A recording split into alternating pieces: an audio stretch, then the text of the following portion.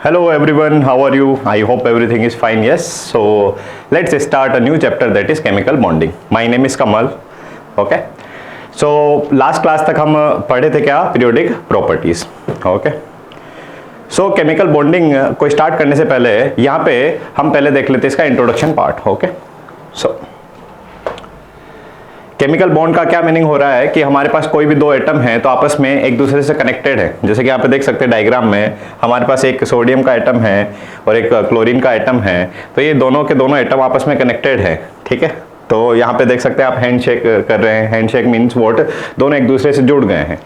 अच्छा, यहाँ पे एक दूसरे से कनेक्शन को ही हम क्या बोलेंगे केमिस्ट्री की लैंग्वेज में, केमिकल बॉन्ड। ठीक है, एक एटम दूसरे एटम से आपस में जुड़ गया, यानी कि वहाँ पे उन दोनों के बीच में केमिकल बॉन्ड का फॉर्मेशन हो गया है। ठीक है, अच्छा, यहाँ पे जब केमिकल बॉन्ड का फॉर्मेशन हो रहा है, ठीक है, तो कई साइंटिस्ट डिफरेंट अप्रोच से यहाँ पे इसको एक्सप्लेन करते हैं कि किस तरह से केमिकल बॉन्ड का फॉर्मेशन होगा। ठीक है, तो यहाँ पे अपन क्या क्या पढ़ने वाले इस चैप्टर में, पहला कि कोई भी हमारे पास जब केमिकल बॉन्ड का फॉर्मेशन हुआ तो कैसे हुआ, वो क्यों होगा, why chemical bond are form, how they are form. ठीक है, और उनके अगर forming type of chemical bond, अगर केमिकल बॉन्ड फॉर्म भी हो गए तो उसके क्या क्या डिफरेंट टाइप होंगे। ठीक है, तो बेसिकली अपन इन वर्ड्स पे काम करेंगे कि केमिकल बॉन्ड कैसे फॉर्म होता है, केमिकल बॉन्ड फॉर्म क्यों होगा, और अगर केमिकल बॉन्ड फॉर्म हो रहा है तो उसके कितने टाइप होते हैं। तो डिफरेंट साइंटिस्ट जो यहाँ पे है, डिफरेंट थ्योरीज को यहाँ पे एक्सप्लेन करेंगे। ठीक है, तो उनको वन बाय अपन स्टडी करने वाले। ओके, जैसे कि केमिकल बॉन्ड के यहाँ पे बारे में बताया है कि कुछ कंपाउंड ऐसे होते हैं जहाँ पे आयनिक बॉन्ड होता है, कुछ कंपाउंड ऐसे होते हैं जहाँ पे कोवलेंट बॉन्ड होता है, कुछ कंपाउंड ऐसे होते हैं यहाँ पे मेटेलिक बॉन्ड होता है। तो देखो यहाँ पे बॉन्ड को वापस से रिलेट कर सकते हैं। बॉन्ड मतलब कनेक्शन बिटवीन एटम्स। बॉन्ड मतलब क्या, कनेक्शन बिटवीन एटम्स, कि दो एटम आपस में एक दूसरे से कनेक्टेड है। जैसे कि हाइड्रोजन H2 मॉलिक्यूल आपने सुना होगा, H2 मॉलिक्यूल, तो एक हाइड्रोजन एटम दूसरे हाइड्रोजन एटम से क्या है, कनेक्टेड है। कनेक्टेड है मतलब यहाँ पे क्या है, एक तरह का केमिकल बॉन्ड है। जैसे कि हमने ले लिया NaCl, तो NaCl से कनेक्टेड है मतलब यहाँ पे एक तरह का केमिकल बॉन्ड है। तो बॉन्ड की बहुत सिंपल अगर लैंग्वेज में बात करें, ठीक है, जैसे फैमिली मेंबर में ब्रदर सिस्टर में एक तरह का बॉन्ड है, केमिकल बॉन्ड नहीं बोल के वहां पे क्या बोलेंगे, एक बॉन्ड है। ठीक है, फादर और सन में एक तरह का बॉन्ड रहेगा। ठीक है, बॉन्डिंग होगी, तो वहां पे एक तरह का अट्रैक्शन है या एक तरह का जुड़ाव है, अगर हम हिंदी में बोले तो। ठीक है, अगर फ्रेंड से अगर बात करें तो फ्रेंड सर्कल में अलग तरह का वहां पे हमारा रिलेशन होता है, वहां पे अलग तरह का अट्रैक्शन होता है। ठीक है, तो कहीं ना कहीं दो पर्सन भी एक दूसरे से कनेक्टेड है। ठीक है, तो उसको तो अपन लैंग्वेज में बोलते हैं रिलेशन।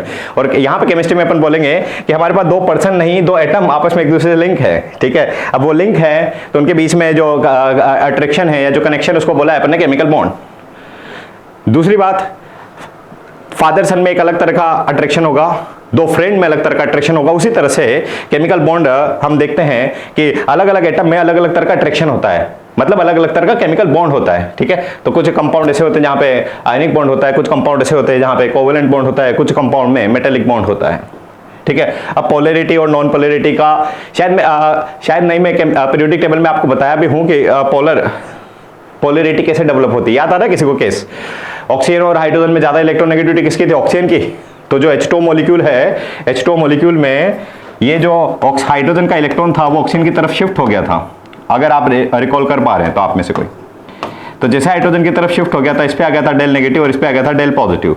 तो यहाँ पे अपोजिट चार्ज डेवलप हो गया है, एक डाइपोल जनरेट हो गया है। तो इस मॉलिक्यूल को अपन क्या बोलेंगे, गैस बॉन्ड को अपन क्या बोलेंगे, पोलर बॉन्ड। ठीक है, तो यहाँ पे डिटेल डिस्कशन अपन करने वाले हैं।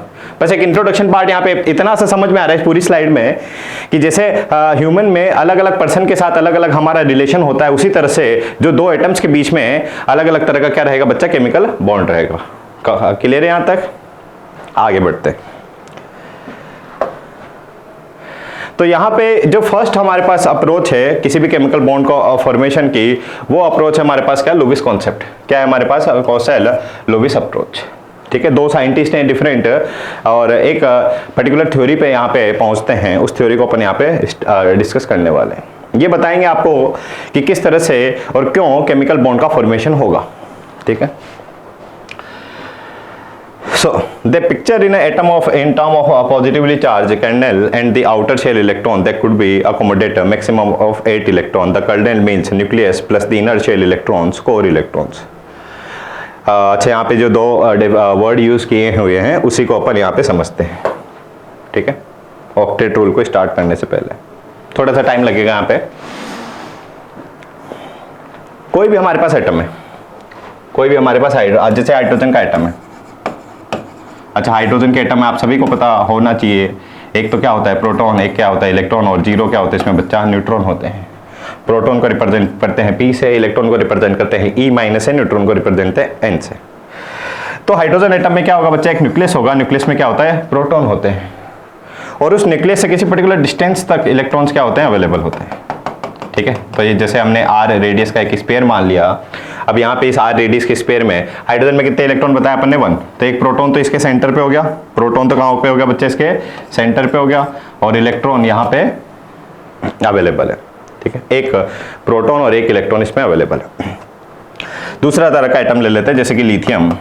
लिथियम में 3 तो प्रोटॉन होते हैं और 3 ही क्या होंगे बच्चा, इलेक्ट्रॉन होंगे, ठीक है। 3 प्रोटॉन तो कहाँ पे रहेंगे, इसके न्यूक्लियस में। 3 प्रोटॉन, प्रोटॉन पे कौन सा चार्ज होता है, पॉजिटिव, ये आप सभी लोग जानते हैं शायद से। प्रोटॉन पे कौन सा चार्ज होता है, पॉजिटिव। इलेक्ट्रॉन पे कौन सा चार्ज होता है, नेगेटिव। और न्यूट्रॉन पे कोई चार्ज नहीं होता, चार्ज की अगर बात करें तो, ठीक है।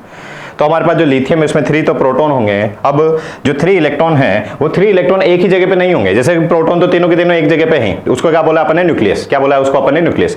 बट जो 3 इलेक्ट्रॉन हैं वो एक ही जगह पे नहीं होंगे, ठीक है, वो अलग अलग प्लेस पे क्या होंगे, डिस्ट्रीब्यूट होंगे। और इसको हम लिखते हैं इसकी कॉन्फ़िगरेशन के बेसिस पे कि किस तरह से इलेक्ट्रॉन का डिस्ट्रीब्यूशन होगा। तो इलेक्ट्रॉन के डिस्ट्रीब्यूशन को हम इस तरह से लिख सकते हैं उसकी इलेक्ट्रॉनिक कॉन्फ़िगरेशन के बेसिस पे। 3 इलेक्ट्रॉन में 1s2 फिर 2s1, ठीक है। तो कुछ इलेक्ट्रॉन पहले फर्स्ट 1s ऑर्बिटल में होंगे, फिर उसके बाद 2s ऑर्बिटल में होंगे, ठीक है। अच्छा, यहाँ पे ये जो बड़ा नंबर होता है इसको बोलते हैं बच्चा आउटर मोस्ट शेल इलेक्ट्रॉन। क्या बोलते हैं इसको, आउटर मोस्ट शेल इलेक्ट्रॉन, या इसी को क्या बोलते हैं, वैलेंस शेल। इसी को क्या बोलते हैं बच्चा, वैलेंस शेल इलेक्ट्रॉन। इसी को क्या बोलते हैं, आउटर मोस्ट शेल। 1 और 2 में जो बड़ा नंबर है इसको बोलते हैं n की वैल्यू, principal quantum number. Atomic structure में आपने इसको कवर किया होगा, ठीक है। प्रिंसिपल क्वांटम नंबर जो सबसे बड़ी होती है, सबसे बड़ी मतलब आखिरी, एक्चुअली ये रिप्रेजेंट भी इसी को करता है। 1 यानी कि यहाँ पे 1s होगा, तो 2s क्या वहां पे होगा, ज्यादा डिस्टेंस पे होगा, ये 2s, ठीक है। तो 1s में 2 इलेक्ट्रॉन होंगे कुछ इस तरह से, जैसा कि देख पा रहे हैं, ठीक है। यहाँ पे इलेक्ट्रॉन्स हो सकते हैं 1s के, 2s के इलेक्ट्रॉन कहाँ पे होंगे बच्चा, इस डिस्टेंस पे। तो ये इनर हो गया कहीं ना कहीं 1s वाला, और 2s को बोलेंगे outer, outer most shell electron. इसी को क्या बोलते हैं, वैलेंस शेल इलेक्ट्रॉन भी बोलते हैं। तो यहाँ पे मतलब समझ में आया एक वर्ड का अपने क्या, वैलेंस शेल इलेक्ट्रॉन का मतलब क्या होगा, या आउटर मोस्ट शेल इलेक्ट्रॉन का मीनिंग क्या होता है, ठीक है। अच्छा, केमिकल बॉन्डिंग में अपने को इस वैलेंस शेल इलेक्ट्रॉन का रिक्वायरमेंट भी रहेगा, तो कहीं ना कहीं पहले इसी को कवर कर लेते हैं ना बहुत शॉर्ट में। एस ब्लॉक और पी ब्लॉक का मैं करवा देता हूं। जैसे कि पीरियोडिक टेबल में अपन ने देखा कि जो फर्स्ट और सेकंड ग्रुप होगा, lithium, sodium, potassium, rubidium, caesium, यहाँ पे हो गया बेरिलियम, मैग्नीशियम, कैल्शियम, ठीक है। तो इसका जनरल जो इसमें वैलेंस शेल इलेक्ट्रॉन किस तरह से फाइंड कर लेते हैं। अच्छा, ये ट्रिक तो शायद आपको पता होगा, हेलिना ने की रब से फरमाइश, लीना ने की रब से फरमाइश, ठीक है। FR फ्रांचियम, क्योंकि वो रेडियो एक्टिव होता है इसलिए उसकी जनरली अपन बात नहीं करते। बेटा मांगे कार स्कूटर बाप रोए, ठीक है। तो ये इसकी ट्रिक होगी याद रखने का। अच्छा, इस ट्रिक का फायदा क्या होगा कि अगर आपको पता है कि इस फर्स्ट ग्रुप में ये एलिमेंट है, तो इसका डायरेक्ट आप वैलेंस शेल कॉन्फ़िगरेशन याद रख सकते हैं। कैसे याद रख सकते हैं, समझते हैं। जो फर्स्ट हमारे पास ये होगा ग्रुप, इसका कॉन्फ़िगरेशन होता है बच्चा NS1। क्या होता है, वैलेंस शेल कॉन्फ़िगरेशन की बात कर रहे हैं, ठीक है। क्योंकि हमारा जितना भी फोकस रहेगा केमिकल बॉन्डिंग में, वो सभी का सारा फोकस हमारा कहां पे रहेगा, वैलेंस शेल इलेक्ट्रॉन पे। क्योंकि अच्छा, इस एक वर्ड को देख ही लेते हैं ना अपन, कि जो हमारे पास ये लुईस कॉन्सेप्ट है, इसमें भी हम क्या देखते हैं कि जो बॉन्डिंग में पार्टिसिपेट करेंगे, बॉन्डिंग में जो पार्टिसिपेट करेंगे वो कौन से इलेक्ट्रॉन पार्टिसिपेट करेंगे बच्चा, वैलेंस शेल इलेक्ट्रॉन, कौन से इलेक्ट्रॉन पार्टिसिपेट करेंगे? आउटर मोस्ट शेल इलेक्ट्रॉन्स, या उन्हीं को अपन ने क्या बोला? Valence shell electron. ठीक है, तो उन्हीं के बारे में अपन यहाँ पे बात करना चाह रहे हैं। ठीक है तो हमारा फिलहाल के लिए अभी टारगेट क्या है कि हमें पता होना चाहिए कि कोई भी हमारे पास एटम है तो उसमें कितने वैलेंस शेल इलेक्ट्रॉन है। ठीक है, तो यहाँ पे ट्रिक क्या है कि जो फर्स्ट ग्रुप होगा उसमें वैलेंस शेल इलेक्ट्रॉन कितने होंगे बच्चा? 1। क्या होंगे उसमें? 1। और उसको वो 1 इलेक्ट्रॉन कहाँ पे होगा? NS1 में। जैसे कि मैं ट्रिक भी बता देता हूँ यहाँ पे एक बार सिर्फ। हाइड्रोजन का कॉन्फ़िगरेशन होता है 1s1, हाइड्रोजन का कॉन्फ़िगरेशन होता है 1s1। लिथियम का कितना होता है बच्चा? एटॉमिक नंबर 3 है तो इसमें 3 इलेक्ट्रॉन होंगे 1s2 2s1। सोडियम का एटॉमिक नंबर कितना होता है बोलो? सभी को पता होगा ये तो, 11। यस, किस तरह से इलेक्ट्रॉन फिल करेंगे? 1s2 2s2 2p6 3s1। Count कर लो बस फिलहाल, ये 10 और एक 11। ठीक है, 11 इलेक्ट्रॉन। तो यहां पे देखो आउटर मोस्ट शेल का मतलब क्या है? जो सबसे बड़ी n की वैल्यू है, तो लिथियम में n की वैल्यू कितनी है? 2। सोडियम में कितनी है? 3। तो ये हो गया हमारा आउटर मोस्ट शेल। इसी को क्या बोल रहा हूं मैं? Valence shell. ठीक है, तो यहां पे देखो इसके जो आउटर मोस्ट शेल में कितने इलेक्ट्रॉन है? खुद से बोलेंगे क्या आप लोग? इसमें कितने इलेक्ट्रॉन है? 1। इसमें भी वैलेंस शेल में कितना इलेक्ट्रॉन है? 1। इसमें भी वैलेंस शेल में इलेक्ट्रॉन कितना है? 1। तो इसको ऐसा लिख सकते हैं क्या? S1। क्या लिख सकते हैं इसको? S1। और n अपने आप में रिप्रेजेंट करेगा क्या? इसके शेल को। हाइड्रोजन में कौन सा शेल? फर्स्ट, तो 1s1। लिथियम में कितना? 2s1। सोडियम में कितना? 3s1। इसके लिए डायरेक्ट बता सकते हैं क्या? सीजियम के लिए बोलो, सीजियम के लिए डायरेक्ट बोल सकते हैं अपन। क्या आएगा? 3 4 5 6s1। तो हम सीजियम का डायरेक्ट लिख सकते हैं वैलेंस शेल कॉन्फ़िगरेशन कितना हो जाए? 6s1। उसी तरह से इसकी बात करें सेकंड वाले की, तो बस कुछ खास है नहीं, NS2 NS1 NS2 डायरेक्ट लिख सकते हैं क्या? बेरिलियम का कितना हो जाएगा बोलो? 2s2 सॉरी हाँ 2s2 3s2 4s2 5s2 6s2। ये इनके क्या हमें पता लग गया? Valence shell configuration. ठीक है, वैलेंस शेल में कितने इलेक्ट्रॉन होंगे और वो कौन से शेल में होंगे। ठीक है, ये अपन ने बात कर ली किसकी बच्चा? S ब्लॉक एलिमेंट्स की। ठीक है, बात कर लेते हैं P ब्लॉक की।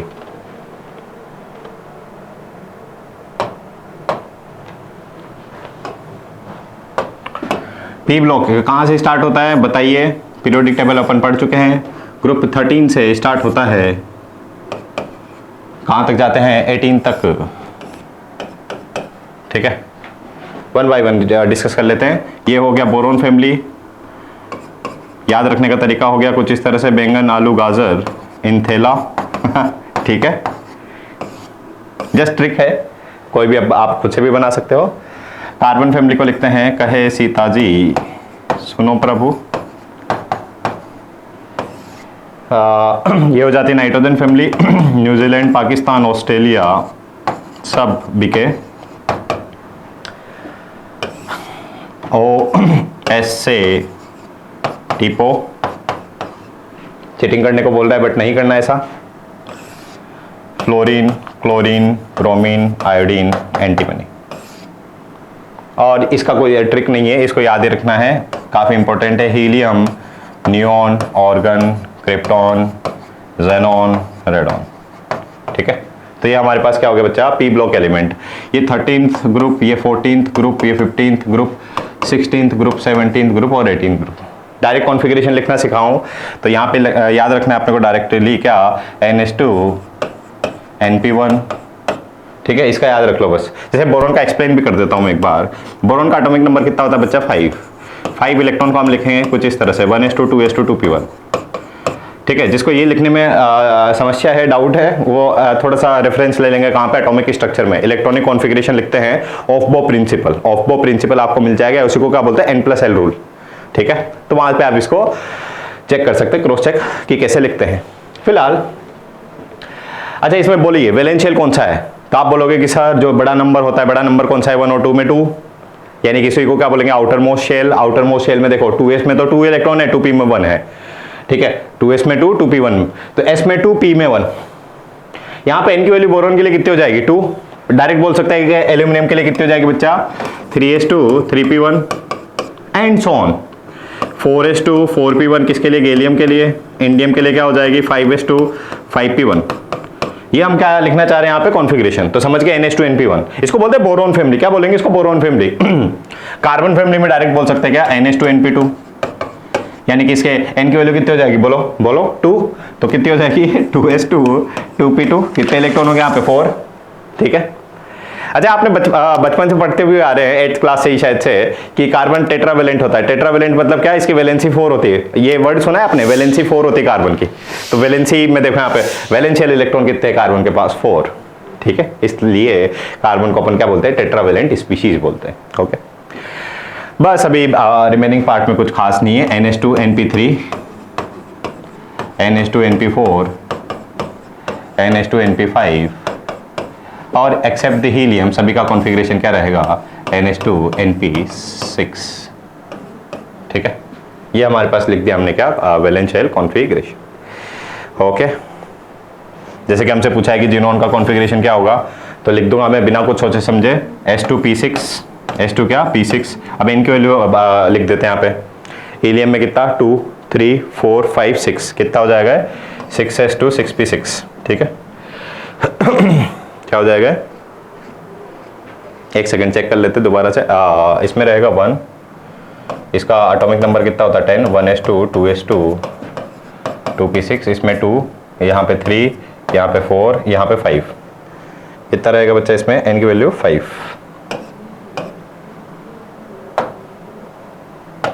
5s2 5p6। ओके, जिनोन में।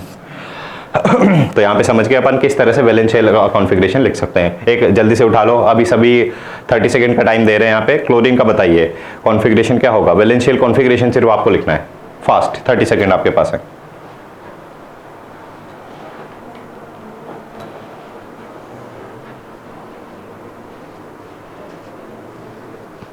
यहाँ पे देखो क्लोरीन S2P5, S2P5। फ्लोरीन में कितनी हो जाएगी वैल्यू? 2, n की वैल्यू 2, इसमें 3। एक्चुअली n क्या है यहाँ पे? पीरियड को रिप्रेजेंट कर रहा है, तो fluorine second period, third period, तो डायरेक्ट लिख सकते हैं क्या? 3s2 3p5। क्या बच्चा? 3s2 3p5। ओके, तो यहाँ पे अपन सीख चुके हैं कि किस तरह से वैलेंस शेल कॉन्फ़िगरेशन अपन लिखेंगे। बात कर लेते फाइनली हमारा जो टॉपिक है ऑक्टेट। तो लुईस कॉन्सेप्ट या इसको ऑक्टेट रूल भी बोलते हैं। क्या बोलते हैं? एक्चुअली ये कॉन्सेप्ट कुछ बहुत ज़्यादा खास है नहीं, आप खुद से भी सोच सकते हैं कि लुईस ने क्या ऑब्जर्व किया कि जो भी नोबल गैसेस होती हैं, जैसे कि ले लिया आपने नियोन, ये ना अभी अपन ने लिया भी है एक्चुअली, देख सकते हैं आप, neon, organ, krypton, xenon, radon. तो यहाँ पे बच्चा देखो तो इसके वैलेंस शेल में कितने इलेक्ट्रॉन है? खुद से बोलिए अभी। नियोन के वैलेंस शेल में कितने? हीलियम को छोड़ देते थोड़ी देर के लिए। नियोन एक्सेप्ट द हीलियम सभी के वैलेंस शेल में कितने इलेक्ट्रॉन है? बोलिए 8। नियोन में देख सकते हैं वैलेंस शेल क्या होगा हमारे पास? दिस वन S2P6, कितने इलेक्ट्रॉन है बच्चा? 8। जीनोन में भी देखा S2P6, कितने इलेक्ट्रॉन है बच्चा? 8। सभी में कितने वैलेंस शेल इलेक्ट्रॉन होंगे? S2P6। यानी कि जितने भी नोबल गैसेस है सभी के वैलेंस शेल में कितने इलेक्ट्रॉन है? 8। ठीक है, और इन गैसेस को नोबल गैसेस या इनर्ट गैसेस क्यों बोल रहे हैं? इनर्ट गैसेस, देखो नाम में भी समझ में आ रहा है, इनर्ट मतलब दूसरे से रिएक्ट नहीं कर रही। इनर्ट मतलब ये दूसरे से रिएक्ट नहीं कर रही, दूसरे से रिएक्ट नहीं कर रही, मीनिंग वर्ड ये कहीं ना कहीं अपने इलेक्ट्रॉन्स शेयर भी नहीं कर रहे या एक्सेप्ट भी नहीं कर रहे। यानी कि हम ऐसा बोल सकते हैं क्या कि इनमें 8 इलेक्ट्रॉन है तो वो अपने आप से ज्यादा स्टेबल है, पहले से स्टेबल है, पहले से वो क्या है? स्टेबल है। और यही एक रीजन है क्या, और इसी को एक कॉन्सेप्ट बना देते लुईस क्या, कि वो बोलते हैं कि कभी भी किसी स्पीशीज में केमिकल बॉन्ड का फॉर्मेशन होगा अगर उसके वैलेंस शेल में कितने इलेक्ट्रॉन हो जाए? 8 इलेक्ट्रॉन हो जाते हैं। तो क्या बोलते हैं ये कि हमारे पास कोई भी स्पीशीज का अगर फॉर्मेशन हो रहा है, अगर वहां पे उसके इलेक्ट्रॉन शेयर करने के बाद अगर 8 इलेक्ट्रॉन हो जाते हैं तो उसका ऑक्टेट कंप्लीट हो जाएगा। 8 इलेक्ट्रॉन को इन्होंने एक वर्ड यूज कर लिया है क्या? उनका ऑक्टेट कंप्लीट हो जाएगा, और उसी को क्या बोलते हैं? Octet rule. और अगर ऑक्टेट कंप्लीट हो गया तो मॉलिक्यूल का फॉर्मेशन होगा, एक केमिकल बॉन्ड का फॉर्मेशन होगा। ठीक है, so this is the first theory जिसमें हमने देखा कि क्यों केमिकल बॉन्ड का फॉर्मेशन होगा। तो क्यों का मतलब समझ में आया? तो इन्होंने सिंपली ऑब्जर्व किया कि जो नोबल गैसेस है वो इनर्ट हैं।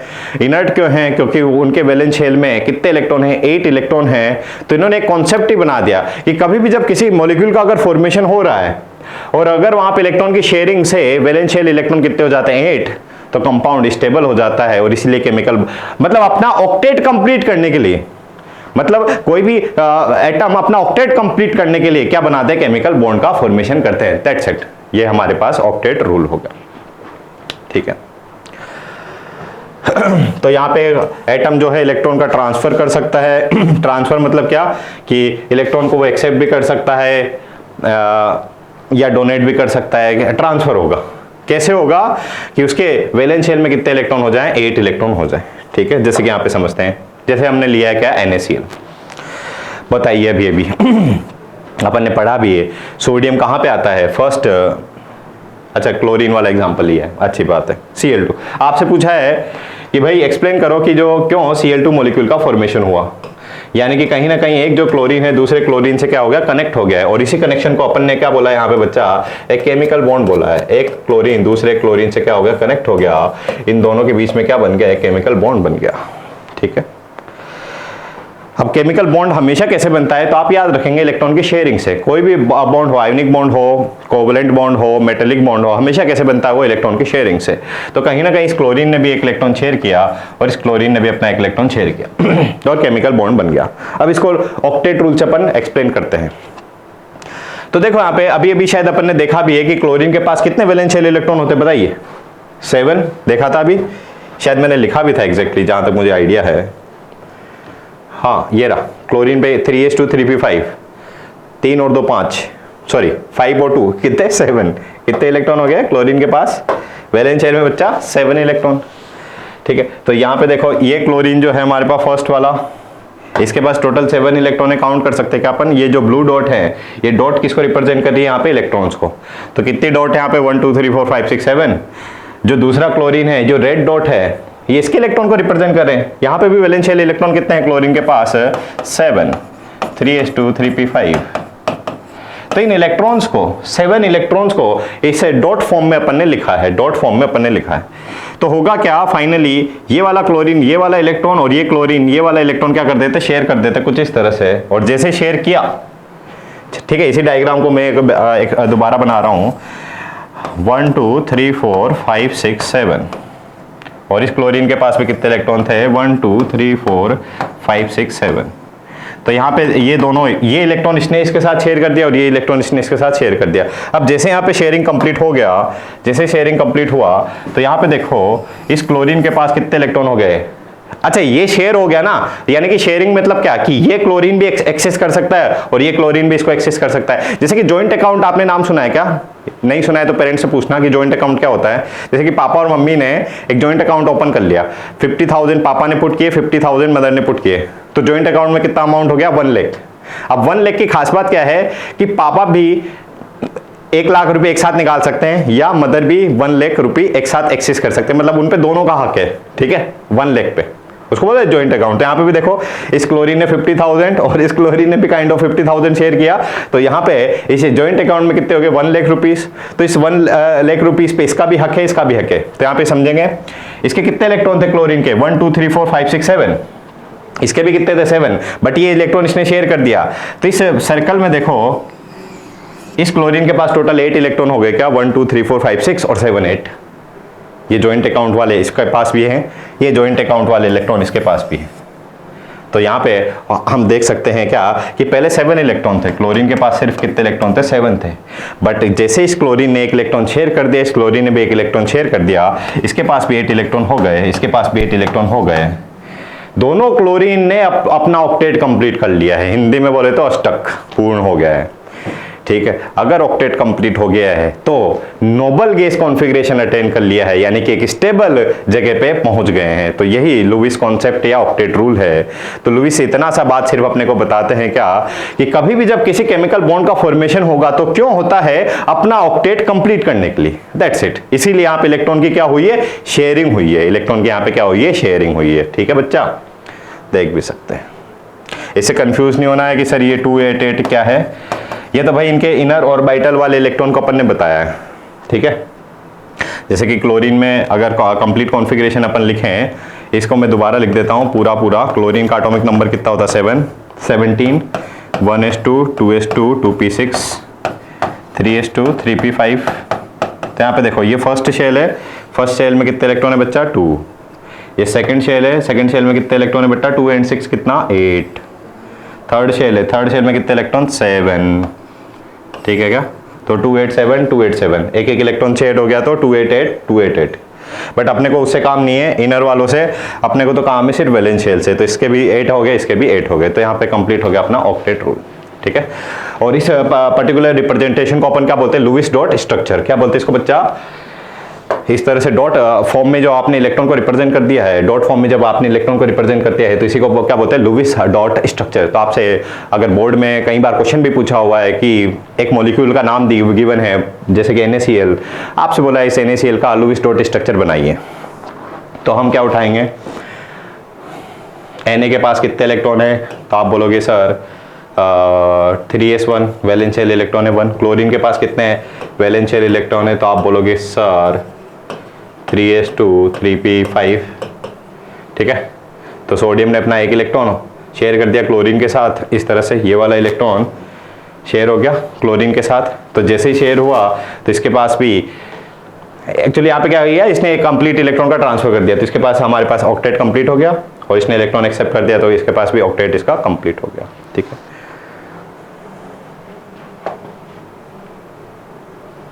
तो इसने इलेक्ट्रॉन कंप्लीटली ट्रांसफर कर दिया। Na से तो क्या बन गया Na प्लस, और Cl से क्या बन गया Cl माइनस।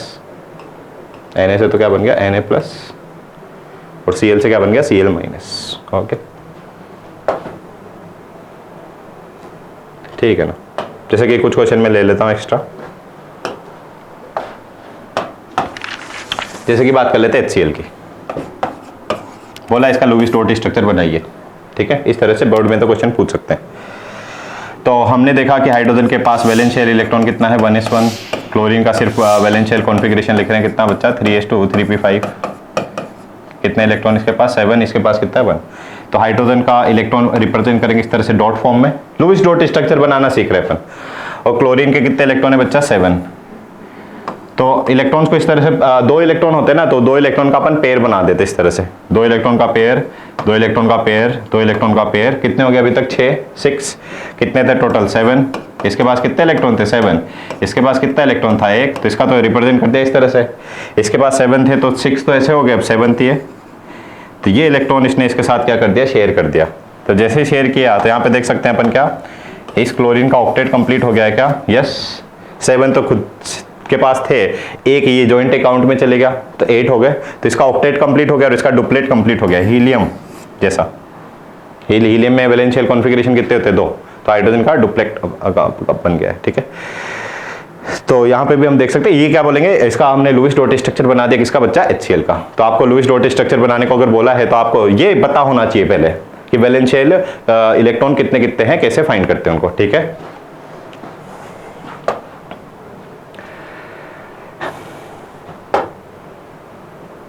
ऑक्टेट मींस कुछ क्वेश्चन सॉल्व कर लेते हैं। एक्चुअली इस क्वेश्चन पे थोड़ा सा बाद में बात करेंगे अपन, फिलहाल यहाँ पे देखो ऑक्टेट मींस कितने इलेक्ट्रॉन होने चाहिए, वहाँ पे 8 इलेक्ट्रॉन होने चाहिए। लुईस सिंबल, अच्छा यहाँ पे लुईस सिंबल में इतना कुछ अपने को नेसेसरी नहीं है। यहाँ पे देखो ये मैं पहले ही बात कर चुका हूँ, लुईस ऑक्टेट जो स्ट्रक्चर कैसे ड्रॉ करते हैं। तो यहाँ पे ये जो डॉट फॉर्म गिवन है, ये डॉट फॉर्म अपने आप में किसको रिप्रेजेंट कर रहा है, वैलेंस शेल को। हाइड्रोजन वाली लाइन में सभी के पास कितने इलेक्ट्रॉन है 1। ठीक है, अभी अभी अपन ने देखा था क्या, बोरोन में वैलेंस शेल इलेक्ट्रॉन कितने 3, कार्बन में वैलेंस शेल इलेक्ट्रॉन कितने 4, नाइट्रोजन में कितने 5, 6, 7। क्लोरीन का याद आ रहा है 7 वैलेंस शेल इलेक्ट्रॉन है, तो अपन पहले ही कवर कर चुके हैं। तो वैलेंस शेल इलेक्ट्रॉन को इस तरह से डॉट फॉर्म में अपने को लिखना होता है, दैट्स इट।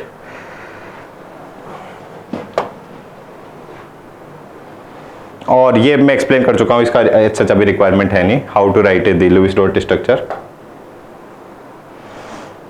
अगेन कुछ क्वेश्चन यहाँ पे सॉल्व कर लेते हैं। जैसे कि यहाँ पे बोला in the formation of molecule, कभी भी जब किसी मॉलिक्यूल का फॉर्मेशन हो रहा है, जैसे कि आपने ले लिया क्या Cl2। ठीक है, तो जब Cl2 मॉलिक्यूल का फॉर्मेशन हुआ है या HCl मॉलिक्यूल का जब फॉर्मेशन हुआ है, मॉलिक्यूल और एटम में मतलब समझते हैं ना, एटम सिंगल यूनिट, मॉलिक्यूल मतलब मोर देन 1 एटम की स्पीसीज को क्या बोलेंगे, मॉलिक्यूल बोलेंगे। तो यहाँ पे HCl या Cl2 का जब अपन ने अभी लुईस डॉट स्ट्रक्चर भी अपन ने देख लिया ना इसका, तो हाइड्रोजन ने एक इलेक्ट्रॉन शेयर किया क्लोरीन के एक इलेक्ट्रॉन के साथ, क्लोरीन ने एक इलेक्ट्रॉन शेयर किया दूसरे क्लोरीन के साथ, तो इलेक्ट्रॉन की क्या हो रही है, शेयरिंग हो रही है। बट यहाँ पे अपन ने कौन से इलेक्ट्रॉन शेयर किए, खुद से बोलिए अभी, कि सिर्फ जो वैलेंस शेल इलेक्ट्रॉन है उन्हीं को अपन को क्या करना होता है, सिर्फ शेयरिंग में वही पार्टिसिपेट करेंगे। So only outer shell electrons are involve in any type of chemical bond formation. ठीक है, याद रहेगा। The number of Lewis dot structure in chlorine atom, Lewis dot, तो क्लोरीन में एक सिंगल क्लोरीन एटम की पूछा है ना, तो एटम में कितने इलेक्ट्रॉन क्लोरीन के पास है बच्चा, 7, तो यही हमारा आंसर हो गया। आसान सा क्वेश्चन है। यस, अच्छा कुछ एग्जांपल यहाँ पे दे रखे हैं, बहुत शॉर्ट में डिस्कस कर लेते हैं। एक हाइड्रोजन के पास एक वैलेंस शेल इलेक्ट्रॉन होता है, हाइड्रोजन अपना वैलेंस शेल इलेक्ट्रॉन दूसरे हाइड्रोजन के साथ शेयर कर दिया है H2O में। H2O का देख लेते हैं थोड़ा सा। ऑक्सीजन का कॉन्फ़िगरेशन होता है बच्चा क्या, 2s2 2p4। कितने वैलेंस शेल इलेक्ट्रॉन है ऑक्सीजन के पास, 6। कितने वैलेंस शेल इलेक्ट्रॉन है ऑक्सीजन के पास, 6। यहाँ पे देखो 1 2 3 4, ऑक्सीजन ने कितने इलेक्ट्रॉन कैसे इलेक्ट्रॉन शेयर किए, 1 2 3 4 और ये 5 और ये 6। और हाइड्रोजन के पास एक इलेक्ट्रॉन होता है, तो हाइड्रोजन अपना एक इलेक्ट्रॉन शेयर किया, हाइड्रोजन ने अपना एक इलेक्ट्रॉन शेयर किया, यहाँ पे ये बॉन्ड बन गया। ठीक है, यहाँ पे क्या हो गया बच्चा, बॉन्ड बन गया। तो इस तरह भी रिप्रेजेंट कर सकते हो। ठीक है, मॉलिक्यूल को। CCl4, CCl4, अब CCl4 में देखो कार्बन के पास कितने वैलेंस शेल इलेक्ट्रॉन थे बच्चा, 4। कार्बन के पास कितने वैलेंस शेल इलेक्ट्रॉन थे, 4।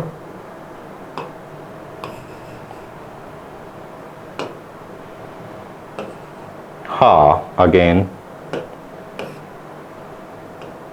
एक्चुअली मैं क्लोरीन बना दे रहा हूं। ठीक है, तो ये कार्बन हो गया, कार्बन के पास कितने वैलेंस शेल इलेक्ट्रॉन थे, 4। क्लोरीन, क्लोरीन के पास कितने वैलेंस शेल इलेक्ट्रॉन होता है, तो बोलो 7। अभी तक तो याद भी हो गया होगा अपने को।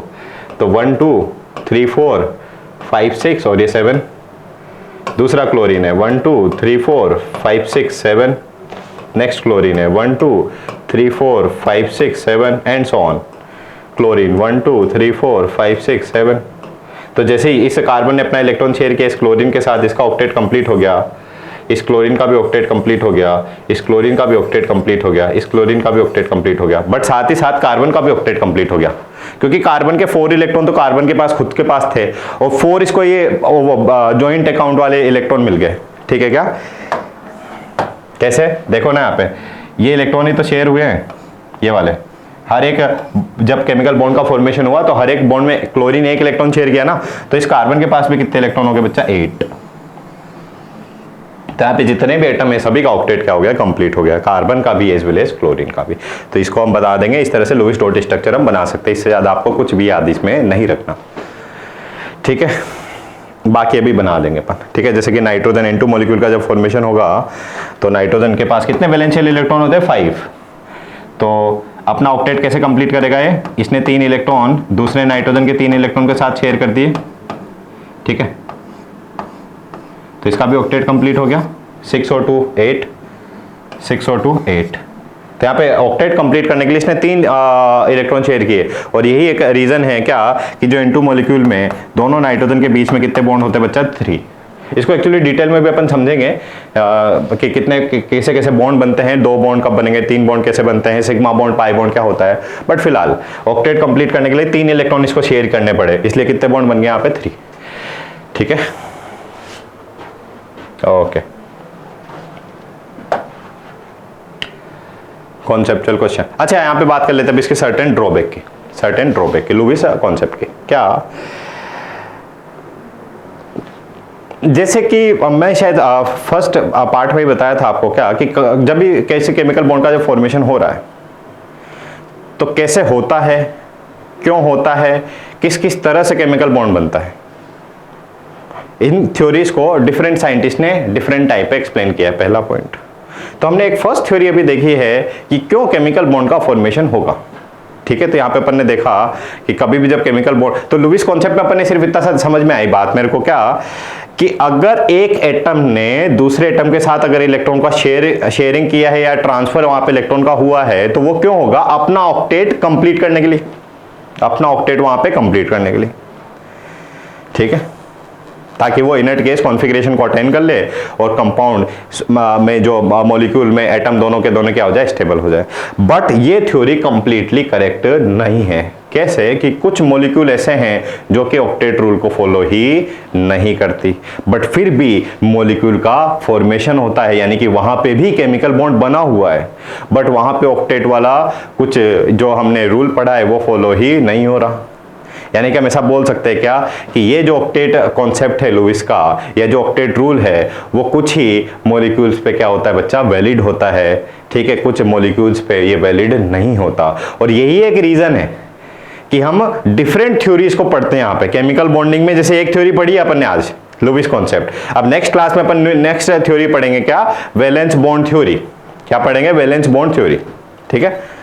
खैर उसके अपन अलग बात करेंगे, बट एक थ्योरी अपने को दिमाग में समझ में आई कि कोई भी मॉलिक्यूल का जब फॉर्मेशन हो रहा है तो वहां पे जब इलेक्ट्रॉन की शेयरिंग क्यों होगी, अपना ऑक्टेट कंप्लीट करने के लिए। बट ये थ्योरी सभी मॉलिक्यूल्स पे अप्लाई नहीं कर सकते, तो उसी के यहाँ पे लिमिटेशन या ड्रॉबैक देख लेते हैं अपन कि कुछ मॉलिक्यूल ऐसे भी होते हैं, जैसे कि यहाँ पे देखा अपन ने PCl5, जिसमें 8 से ज्यादा इलेक्ट्रॉन है। देखो यहाँ पे फॉस्फोरस के पास बच्चा कितने वैलेंशियल इलेक्ट्रॉन होते हैं, 5, 1 2 3 4 5। क्लोरीन के पास कितने वैलेंशियल इलेक्ट्रॉन होते हैं, 7। मैं खुद से बनाता हूं एक बार इसको ना। फॉस्फोरस के पास कितने वैलेंशियल इलेक्ट्रॉन थे, 5। क्लोरीन के पास कितने वैलेंशियल इलेक्ट्रॉन थे, 7। हर एक क्लोरीन ने अपना एक एक इलेक्ट्रॉन शेयर किया। क्लोरीन के इलेक्ट्रॉन को यहाँ पे नहीं लिख रहे फिलहाल, ठीक है। क्लोरीन ने जस्ट अपना हमें एक एक इलेक्ट्रॉन शेयर किया। अब शेयरिंग के बाद यहाँ पे कितने बॉन्ड बन गए बच्चा, 5, 1 2 3 4 5। ये बन गया हमारे पास क्या बच्चा, PCl5 मॉलिक्यूल। क्या बन गया है, PCl5 मॉलिक्यूल। अब यहाँ पे देखो फॉस्फोरस के पास 5 तो खुद के पास थे इसके पास, और 5 इसको और मिल गए क्लोरीन से, तो कितने इलेक्ट्रॉन हो गए इसके पास है टोटल, बोलेंगे क्या, कितने हो गए, बोलो 10 इलेक्ट्रॉन्स। तो after the sharing electron with the chlorine, the PCl5 में जो फॉस्फोरस हमारा एटम है उसमें कितने इलेक्ट्रॉन हो गए टोटल, 10 उसके वैलेंस शेल में। बट लुईस कॉन्सेप्ट के अकॉर्डिंग तो कभी भी जब केमिकल बॉन्ड का फॉर्मेशन होता है तो इसीलिए होता है कि उसका ऑक्टेट कंप्लीट हो जाए, उसके वैलेंस शेल में 8 इलेक्ट्रॉन हो जाए, बट यहाँ पे तो 8 से ज्यादा हो गए। तो क्या ये मॉलिक्यूल का फॉर्मेशन नहीं होना चाहिए था क्या केमिकल बॉन्ड नहीं बनने चाहिए थे क्या? तो लुईस कॉन्सेप्ट के अकॉर्डिंग तो नहीं बनने चाहिए थे, सीधी सी बात है। बट ये तो बनता है, यानी कि लुईस कॉन्सेप्ट यहाँ पे काम नहीं कर रहा। तो ये इसके बोल देंगे फर्स्ट लिमिटेशन कि कुछ मॉलिक्यूल ऐसे होते हैं जहां पे 8 से ज्यादा इलेक्ट्रॉन होते हैं, कुछ मॉलिक्यूल ऐसे भी होंगे जहां पे 8 से कम इलेक्ट्रॉन होते हैं। जैसे कि आपने ले लिया BeCl2 में बेरिलियम ने अपना एक एक इलेक्ट्रॉन शेयर किया, क्लोरीन ने भी अपना एक एक इलेक्ट्रॉन शेयर किया, तो बेरिलियम के पास कितने इलेक्ट्रॉन है यहाँ पे 4। कितने वैलेंस शेल इलेक्ट्रॉन हो गए total 4 after the sharing of electron. क्या यहाँ पे ऑक्टेट कंप्लीट है क्या? नहीं, ऑक्टेट से कम इलेक्ट्रॉन है, बट फिर भी मॉलिक्यूल का फॉर्मेशन होता है, यस, स्टेबल मॉलिक्यूल है, यस। तो यहाँ पे भी लुईस कॉन्सेप्ट काम नहीं कर रहा। तो आपसे कई बार बच्चा अगर एग्जाम की बात करें, IIT की, जेई की या नीट की, तो इस तरह से क्वेश्चन पूछ लेते हैं कि आपके पास 4 ऑप्शन गिवन है, आपको बताना है इसमें से कौन सा ऐसा मॉलिक्यूल है जो लुईस कॉन्सेप्ट को फॉलो नहीं कर रहा। ठीक है, तो अब जैसे कि PCl5 है तो हम बोल देंगे लुईस कॉन्सेप्ट या ऑक्टेट रूल यहाँ पे फॉलो नहीं हो रहा है, इसमें तो 8 से ज्यादा इलेक्ट्रॉन है। यहाँ हमें दे दिया है BeCl2, तो इसमें भी लुईस कॉन्सेप्ट फॉलो नहीं हो रहा। ठीक है, इसके और भी एग्जाम्पल देख सकते हैं, CO3-2। ओके बच्चे, जैसे कि थर्ड इसका, तो हमने इसके क्या क्या लिमिटेशन देखे बच्चा अभी तक। लिमिटेशन ऑफ ऑक्टेट रूल,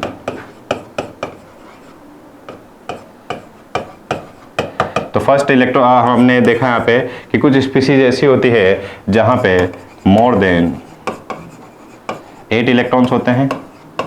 जैसे कि एक एग्जांपल याद रख लो, PCl5, ठीक है। दूसरा एग्जांपल हो गया इसका IF7, ठीक है, एटसेट्रा।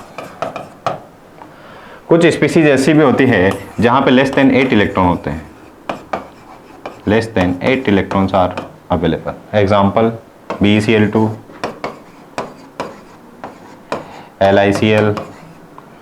LiCl में तो हो जाएगा ना, 8 हो जाएंगे, यस।